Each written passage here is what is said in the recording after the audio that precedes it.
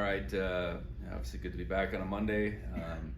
Bye week behind us, games ahead of us, and first just looking back at our performance on Saturday night. I think you have this vision of what you want a game to look like, and it never quite does. I do know that we made a lot of plays in that game. Our guys played really hard. That has to continue to be something that we can lean on. We made plays in all facets. I think the big plays made in the special teams really made a difference. And offensively, we don't end up with a lot of plays, but we end up with a lot of yards. That's a good thing. We were really good, 5 for 5 red zone touchdowns. That's something we really stretched offensively. We didn't turn the ball over again. And being able to put 200 plus up in the passing game and 300 in the run game is certainly something we strive for. Defensively, with the exception of a few things here and there, I thought we really suffocated them, really put a lot of pressure on Heward in particular when he was out there, defended the ball really well down the field in the air. And a team like that, as many cracks as there times they go after it, they're going to make a few plays, and they did that. But I thought our man coverage in particular was really strong in that game, and we need to really build off of that. So pleased to have that game behind us out of the bye week. There's always some challenges to that. I think everybody assumes the bye week's going to allow you to play better, and in some ways it does, but there is a little bit of that week off that I think does have a little bit of effect on it too. So moving forward now, obviously this game this next week against Sacramento State, we'll get a lot of lights shined on it, not only because of our rankings, but because it's sitting there on ESPN2 come Saturday night. We both tied for the conference championship this past year. They won it the previous year. We haven't played them as a program since 19, and we haven't played out in Sacramento since 16. So, there's unknowns, even though you see teams in your conference quite a bit in crossover film, but they're the one team in my time here that we haven't played. They do things really well. Their transition to Coach Thompson taking over has gone very smoothly. A lot of that staff remained, and it shows up. They're continuing to do the things that they've done so well the past couple years, really being solid to spectacular in all three phases. Finding ways to win games has been part of their calling card the last couple years, those tight games, and we're going to certainly have our hands full come Saturday. We could have a real good week of practice and go out there with the intent to play our very best game this fall, and that's what the plan is. So with that, I'll open it up for questions. Lavelle went out in that last game. What's his status? Yeah, I think he'll be day to day. We're not counting him out. Situation where he didn't practice today. We'll see what tomorrow looks like. But Lavelle's really been playing well, so it hurt to see him go out at the end of the game, and we certainly hope to have him back this week. Any other status updates? Yeah, looking at offense, kept the quarterbacks the same way. That's not a status thing so much, but I think fair to say we're going to use them both, and how that plays out will play out on Saturday. Running back wise, Julius didn't play. He was available, but it was probably in our best interest, his best interest, not to play on Saturday. So, he was out there this morning practicing. Scott Trey was out there practicing this morning as well. So we're hopeful to have both those guys. Otherwise, we're getting closer with Taco. Hasn't been cleared quite yet, but we're getting close there. Jacob Trimble is getting close to as well. So hopefully we can fortify that depth at that position, in particular with those two guys. And then on defense, we're actually, Lavelle would be a big hit if he can't play, but otherwise we're doing fairly well. Looking at Sac State, what have you seen from Bennett at quarterback for them? Well, it's a shift for them. What we've seen the last 2 years is that combination of their two quarterback system, which was very effective.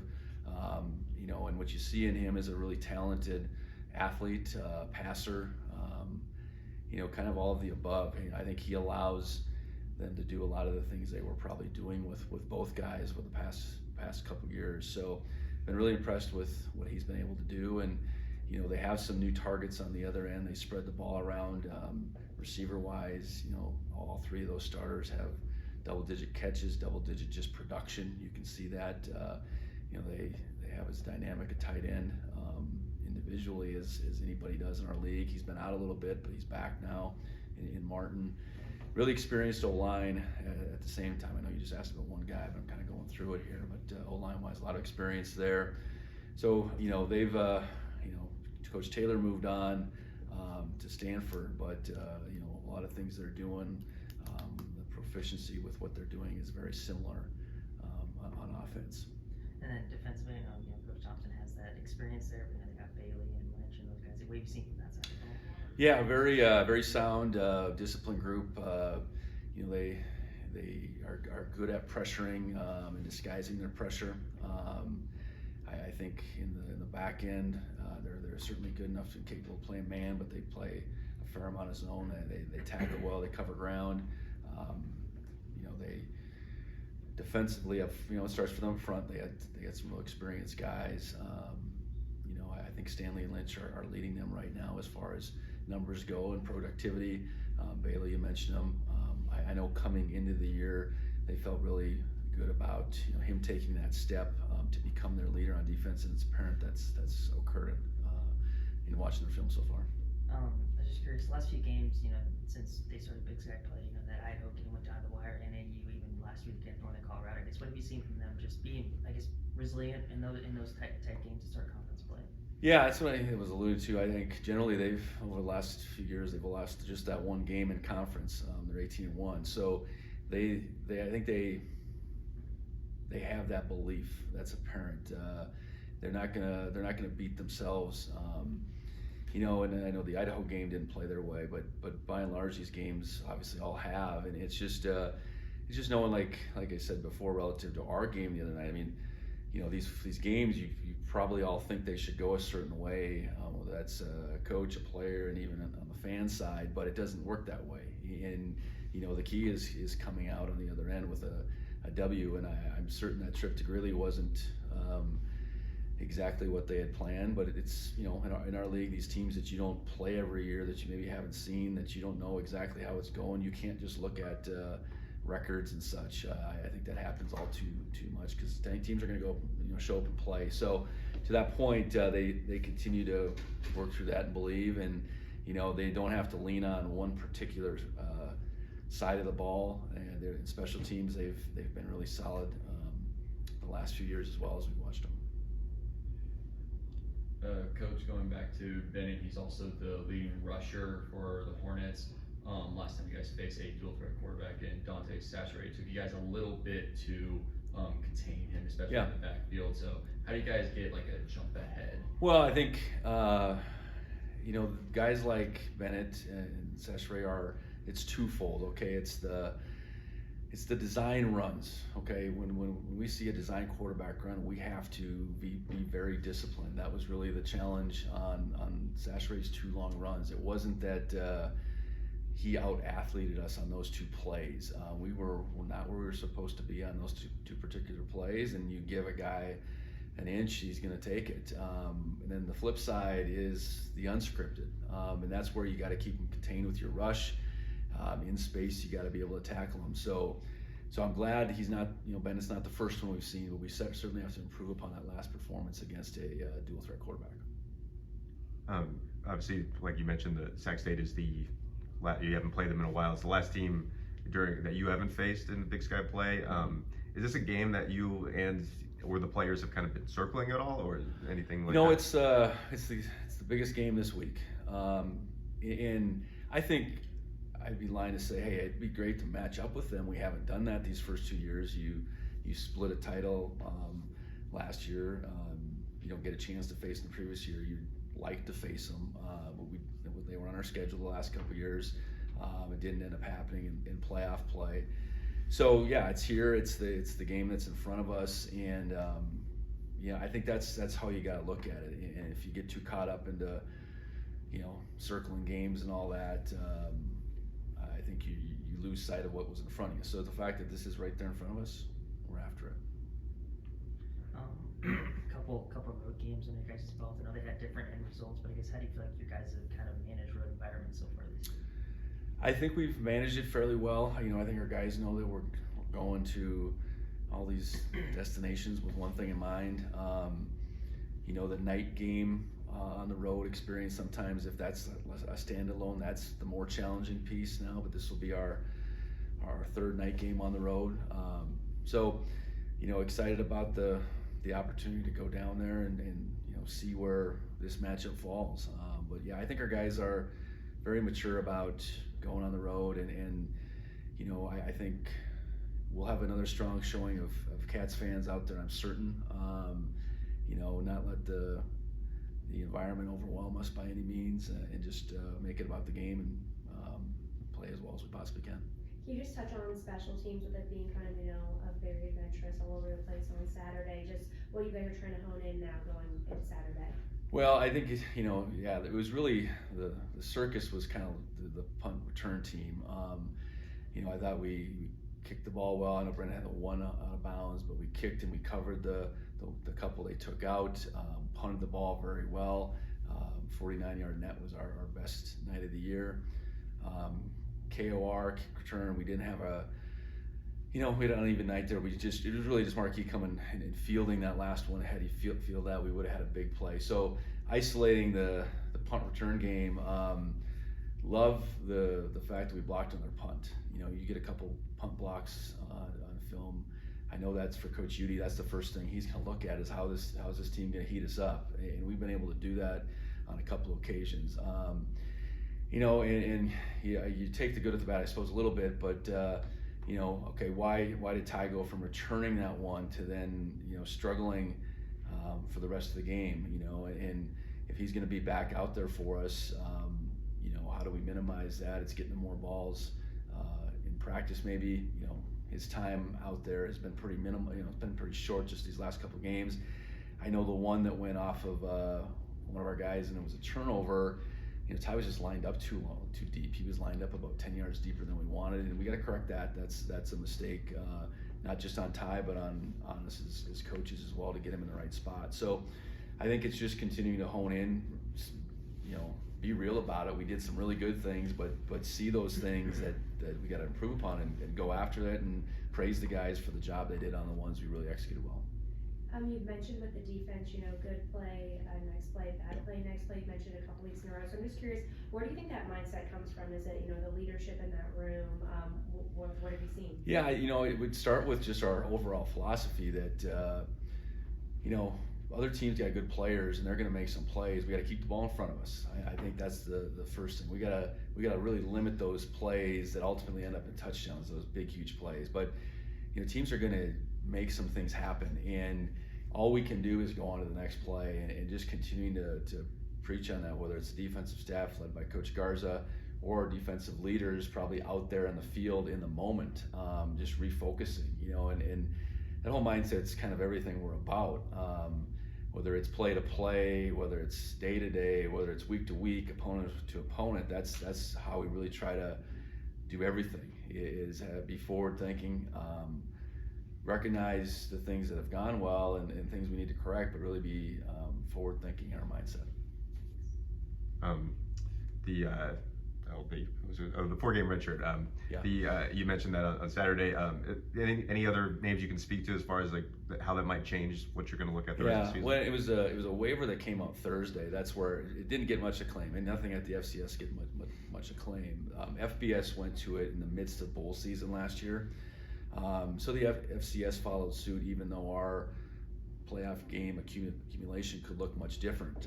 Whether it's bowl games or the CFP, it was there last year. So yeah, I'm really pleased that it happened. And you know, so we got Adam Jones, who's played in one game now. Colson Kuhn was in special teams, kickoff cover and our punt return. So I think Colson can continue to build upon that performance. Hunter Providence has played in one game, one play, so probably didn't come up on anybody's radar. But at the tight end position, he's looked really good throughout. I know both Scatcheray and Jacob have played in 4, so I think as long as they're healthy, we'll continue to move forward with them. And Andrew Paul-Joel has obviously played in all our games except the second one, I suppose. Defensively, the only other guy I can think of is Bryce Gravy. He's went and covered kicks one game. So I think it's it's a good rule because you can potentially, if you're going to be a playoff team, have a depth that looks different. You know, I think back to 21, McKade O'Reilly played a handful of snaps in 3 games, and we got up in a bunch of those games early, so he plays probably 10 snaps in 3 games, and ultimately he went and did a really good job on special teams for us against South Dakota State in the semifinal game, and we made the choice. He was all about it to play in that national championship game. So, like, it's that kind of scenario I look and say that this does right by the program, but it does right by these student athletes, really. Coulter, do you have anything? Yeah, hey coach, can you hear me okay? Yep, gotcha. Just a couple from me. When you go through the statistics rushing wise, I mean, you guys have just been so unbelievably prolific. It's almost like mind bending because it's just like a whole new standard of evaluating great yards per carry and stuff like that. How do you go about evaluating it, and what do you think of this, how prolific you've been? Yeah, the yards per carry right now, that's something I've never been a part of, and it's there's a couple of factors. I know we've had a bunch of big plays, in particular probably with Sean lately, but it seems like every one of the running backs have certainly lent their hand there. And then what's been neat the last or a bunch of our games, quite frankly, our twos have come in and really held up their end of the bargain. Adam Jones ripping off that 50-yard or 49-yard run. We still had some of our starters in there, but that's what you want to see your next group of guys do. And even at the end, I know Garrett Kuhn had a long run, and Jordan Reed had a long run. So, I think our scheme is challenging, but moreover, I think our players are talented, and they're really doing their very best. And that load has been, with maybe the exception of, I would say, the South Dakota State game, that load has been really spread out. So we've been able to, I suppose, have fresh ball carriers and guys really trying to seize their particular opportunities. I'd be remiss if I said, well, our five guys up front are really playing well. And you throw our 2 tight ends in that mix, that is definitely where all this starts, this production.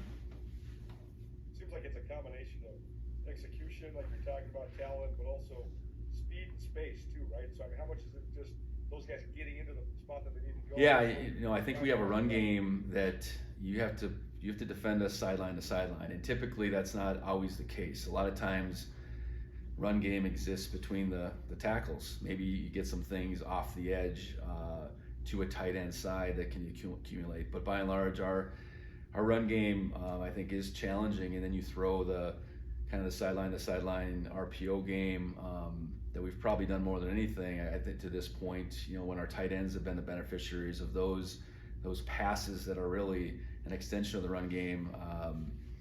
I don't think we get defenders always where they want to be, and like Sean's long run, that's a product of them having too many guys in the box. You think this way to stop the run is to put all these guys in the box. Well, you rip off a run like that, you got to do something else, I suppose. So, a really good job by our offensive staff week to week, maybe changing the picture, what it looks like, and our guys really going out there and executing. And then, I'd like be remiss to say we didn't have a group of 5 guys plus those tight ends really playing well up front. Well, one of the most impressive parts is all the injuries you guys have had on the offensive line the last 2 years, and it hasn't seemed to matter. I mean, you guys are missing 2 of your most veteran guards right now. Yeah, it would be great to have Cole and JT in the mix. That didn't play out that way. It hasn't played out that way so far. We've been able to go with primarily the same 5 guys. I know we got, some guys certainly waiting in the wings, but and I think, when you come out of spring ball feeling like we did about that depth, we returned 7 guys that had started. We added Connor Moore really to that mix, and when you leave spring ball with 8 guys, you feel pretty good about the chances of throwing out 5 on a weekly basis are pretty good. It just so happens, with Cole and JT, we haven't seen them at all. And just adjusting under a new coach, Oh, very well. You know, it was evident in the hiring process that that Al could really articulate in short order to those guys, and that became, I think, real apparent to those guys really quickly. You know, and that's based on his really varied experience as a high level player, but then, you know, coaching at all levels, and ultimately he was a head coach as well. He was a play caller, so, you know, just all encompassing vision, but moreover, just his ability to, in the moment, communicate with 5 guys out there at a time. You know, and ultimately, when you're teaching a room that's got 15 plus guys, they all need to feel connected, and I think he's done a really good job of that. You know, we were work in progress last year, and we made tons of progress. We weren't necessarily great in the pass blocking area, and I think Al's brought a lot there, and that's just building off of what Brian had done previous. So no, really been really pleased with Al, and I think he's really meshed well with the guys. And last one for me, I know you haven't played Sac State since you've been the head coach there. Did you look at any film from last year? And if so, do they look different defensively? Because I know last year they had the guy that they moved around everywhere. I mean, he's a special player, starting for the Patriots now. So, Right. I mean, did you notice any defensive tweaks without that guy? Well, yeah, I think, you know, continue to play to your strengths, and when you have a guy like that, they highlighted him more than they're probably highlighting anybody right now.